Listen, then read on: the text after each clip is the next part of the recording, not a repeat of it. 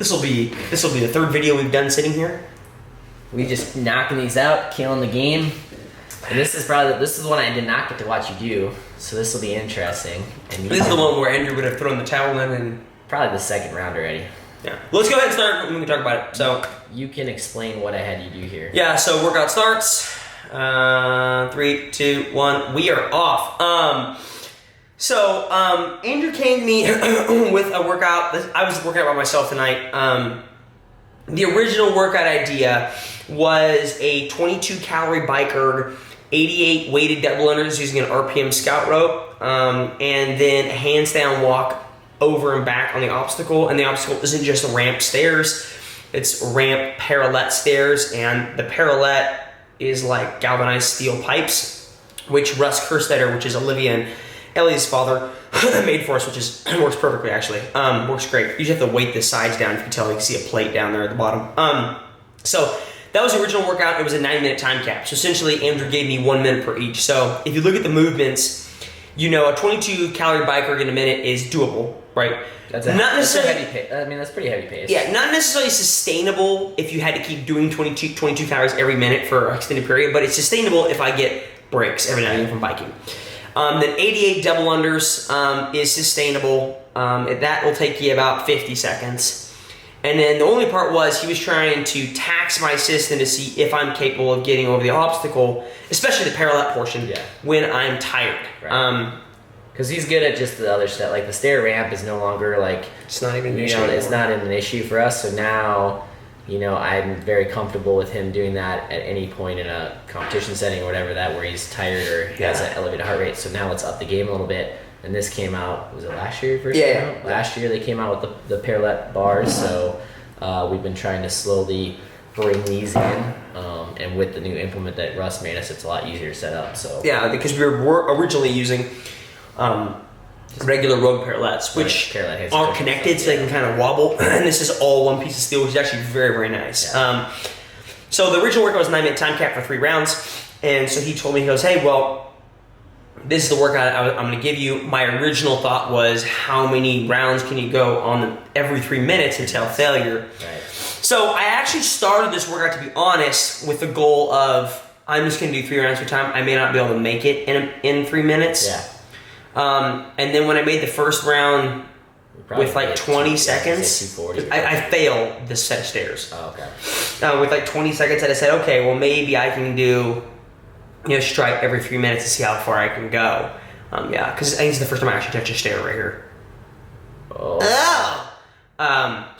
So I decided to see how far I could go. I actually stopped at 6 because at this time, when I finished my 6th round of this, which I believe my camera actually shut off in the middle of my 6th. Okay.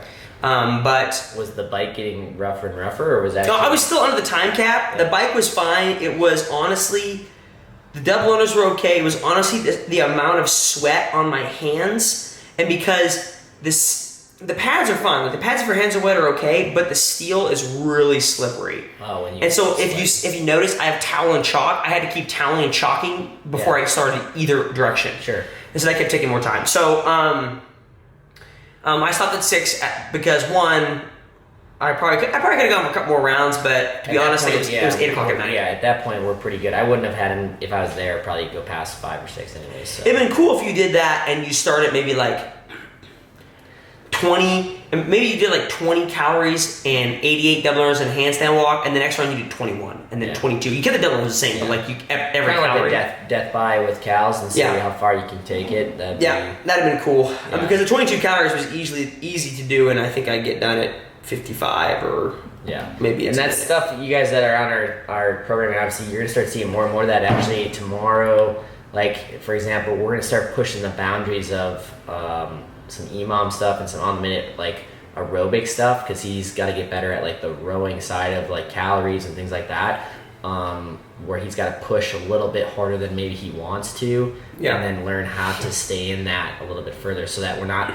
Jake's good at, he can get to whatever 1500 calories. It's just being able to stay there and not bounce around a lot, right? Like, if you were to probably watch his screen on the first open workout this year, very inconsistent from like certain round points, like middle of the workout when everybody else was trying to just stay in there, it was up and down. So like he'd go down, he'd come back up, he'd go down, he'd come back up. So like, hey, but my average was solid. Yeah, your average was good, right? But we would love to see a little bit more consistency at a higher pace that he can hold. So actually, speaking of row cows, before this workout, and if you're watching this on your toilet and you want to count my double unders, feel free to count. I'm supposed to do 88. Let me know if he doesn't do it, because then all these are void. So. Well, yeah, the first one I didn't do 88. We could just void the rest of it. Be like, no, you didn't finish it. You didn't finish any of this. And to be honest, if you guys notice, I am technically starting on the ramp, and that's because the floor, if you can look over near the stairs, is different colored.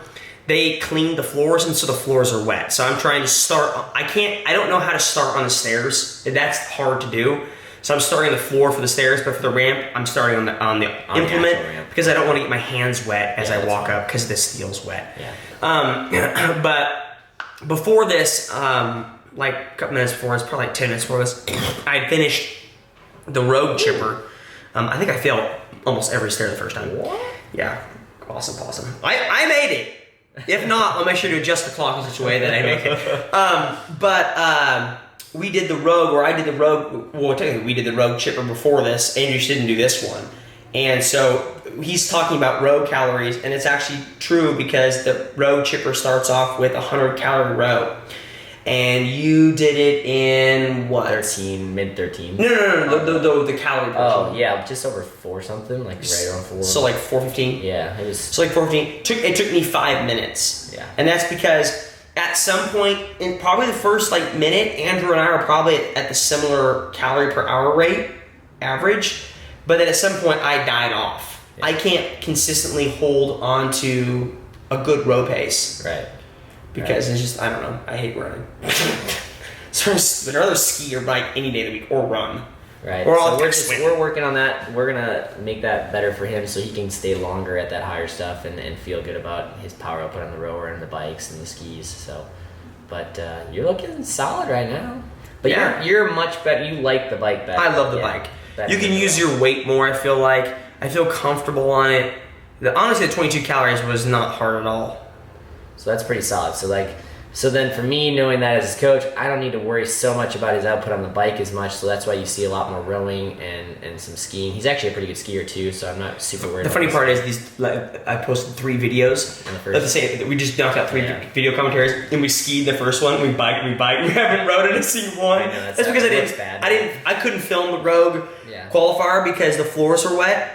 And I don't think I told you this, but all the floors are except for this spot right here. And so I put the box jump rovers in this dry spot.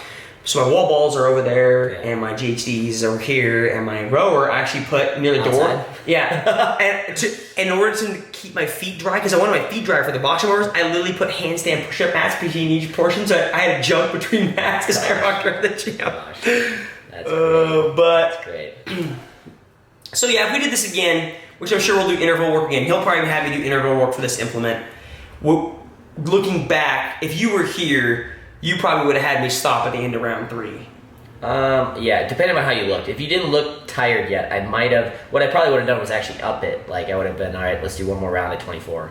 Or let's do one more round at 26. Or like continue to do 24 and see how far we get. Yeah, and see how far we get. Like if I wanted it to end quickly, I would have just been like, all right, we're gonna up it by 3, and then we're gonna up it by 3 again. Okay, you got 30 calories and 300 double unders. Because if I know he's consistent at like, okay, he's got about 20 seconds to 15 seconds, I know then, okay, I can really only add probably about 5 extra cals to 6 cals, unless he's really fresh, but that's pretty much, where we're at too. So, and that would really have to put some pressure on him to get up and down the stairs quickly.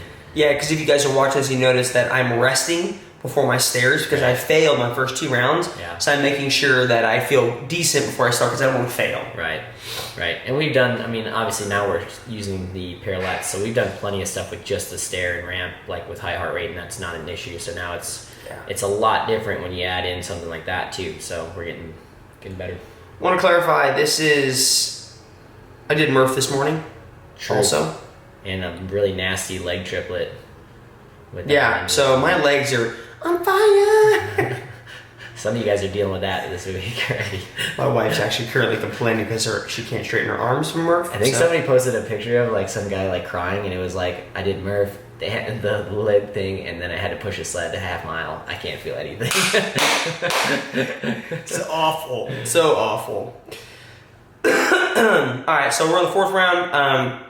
I think I finished this one in the 5th round, and the camera come out in the 6th one. So we'll follow it out. Yeah. So. And the nice part is you're very consistent, so that's good. So it's not like there's a inconsistency. I think you're within 20 seconds every time. Yeah, I think in my 3rd, 4th, and 5th, I think I had more like 10. And I think my 5th, I think I had like 5 seconds. Yeah. Because I start wasting more time on the bike because I'm starting to get tired. Yeah. It's taking me longer, but I'm keeping everything else similar, so I'm losing time. Yeah. What are you looking forward to the most here, Jake? So you guys don't know we got 8 weeks left, and then we got the big show, the big dance, prom, right, on his date, and Matt Frazier's going stag. So. It's going stag.